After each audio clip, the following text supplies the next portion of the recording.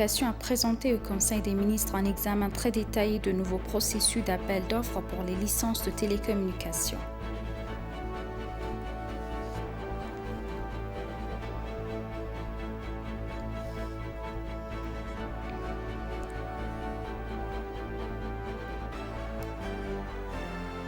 Bienvenue, chers téléspectateurs, c'est Aline Teibaro avec le journal du 21 mai. L'autorité éthiopienne des communications a présenté au Conseil des ministres un examen très détaillé du nouveau processus d'appel d'offres pour les licences de télécommunications. Après la présentation, le Premier ministre Abiy Ahmed a écrit sur son Facebook que l'autorité éthiopienne des communications a fourni un examen très détaillé du nouveau processus d'appel d'offres pour les licences de télécommunications lors de notre discussion avec le Conseil consultatif sur la privatisation des télécommunications ce matin. Selon lui, l'autorité a expliqué le processus et sollicité des contributions pour que le Conseil des ministres puisse peser dans la prise de décision qui place la vision de l'Éthiopie pour la prospérité et les aspirations de croissance au premier plan. Il est à rappeler que le gouvernement a adopté une décision ouvrant le secteur des télécoms en deux volets, en vendant une participation minoritaire de l'opérateur historique Ethio Telecom et en délivérant 2 licences supplémentaires aux opérateurs de télécommunications. La date limitée pour les entreprises de télécommunications pour soumissionner pour des nouvelles licences d'exploitation a été prolongée de 3 semaines jusqu'au 26 avril 2021. Une douzaine de sociétés de télécommunications auraient présenté des manifestations d'intérêt pour rejoindre le marché des télécommunications éthiopien.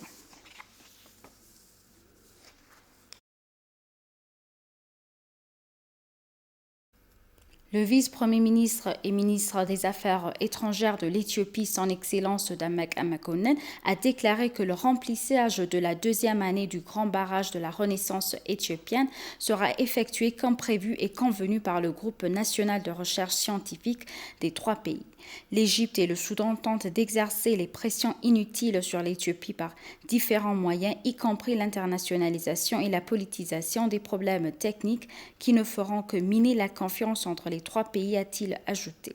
Le webinaire a été organisé par les ambassades éthiopiennes accréditées auprès des pays voisins et de la région des Grands Lacs conjointement avec le ministère des Affaires étrangères de l'Éthiopie. Il a exprimé l'espoir que la négociation tripartite sera conclue par un accord mutuel avantageux, ajoutant que les pays riverains auraient dû faire partie de la consultation puisque le bassin fluvial est une ressource partagée. Membre de l'équipe de négociation du Grand Barrage, ingénieur Gideon Asfaw, M. Zariun Ababa et Dr Johannes Gabras-Adik, y compris le Dr Emmanuel Kazibazi, professeur de droit à l'université de Makerere, ont présenté des représentations sur le barrage de la Renaissance d'un point de vue technique et juridique.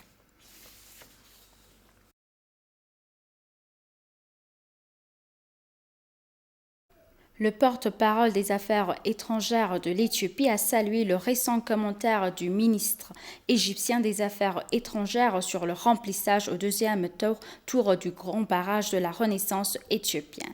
Dans son briefing bimensuel aux médias, il a déclaré que le commentaire du ministre des Affaires étrangères pouvait être considéré comme une meilleure démonstration que l'Égypte avait changé sa position sur le barrage de la Renaissance et s'orientait clairement vers le soutien de la position fermée de l'Éthiopie. En ce qui concerne le remplissage au deuxième tour du grand barrage, de la déclaration du ministre égyptien des Affaires étrangères selon laquelle le remplissage ne nous affectera pas et présente de nombreux avantages concordent avec notre argument. Je pense que c'est génial, a déclaré Dina. Par conséquent, nous ne devons pas permettre au Nil d'être une source de différence ou de préjudice pour les populations des pays riverains, mais une source de coopération. Malgré leur refus de croire en la vérité, les États-Unis n'ont pas la position selon laquelle le barrage ne devrait pas être rempli. Parlant de diplomatie centrée sur les citoyens, le porte-parole a déclaré que la diaspora éthiopienne à Washington, D.C. avait organisé un rassemblement appelant certaines organisations internationales et certains pays à cesser de faire trop pression sur le gouvernement éthiopien. Le porte-parole a déclaré que la présidente Sahlawark Saoude a assisté à l'inauguration du président ougandais Yoweri Museveni et a eu des entretiens avec les dirigeants de divers pays. Elle a également participé à une conférence organisée par le président français Emmanuel Macron pour un soutien financier de crowdfunding aux pays africains touchés par Covid-19.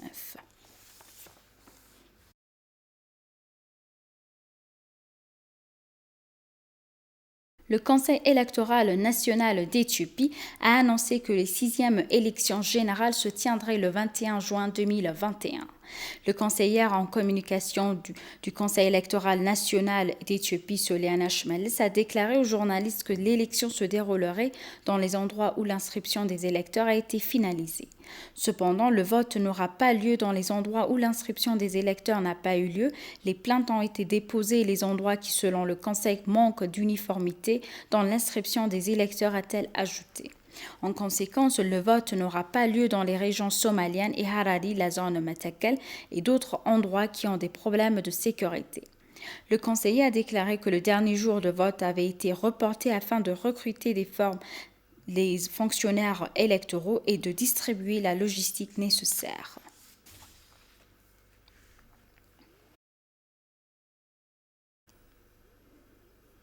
Et pour conclure le journal, le Conseil des universitaires d'Amara condamne la déclaration d'injustice et de souveraineté nationale du gouvernement américain. La conférence a écrit une lettre à l'ambassadrice américaine en Éthiopie, Gita Passi.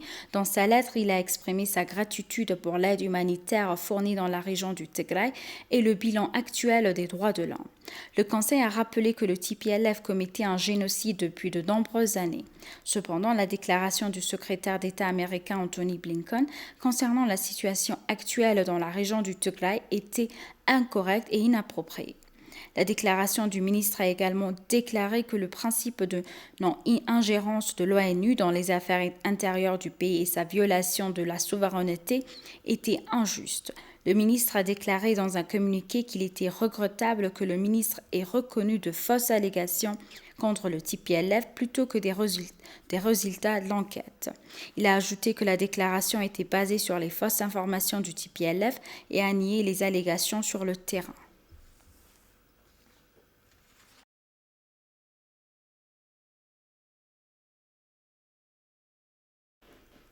Chers téléspectateurs, nous vous rappelons les titres principaux. L'autorité éthiopienne des communications a présenté au Conseil des ministres un examen très détaillé du nouveau processus d'appel d'offres pour les licences de télécommunications. Merci, chers téléspectateurs. C'est la fin du journal. C'était Aline Taiparo avec le journal. Restez avec nous avec le reste des programmes. Bonne journée.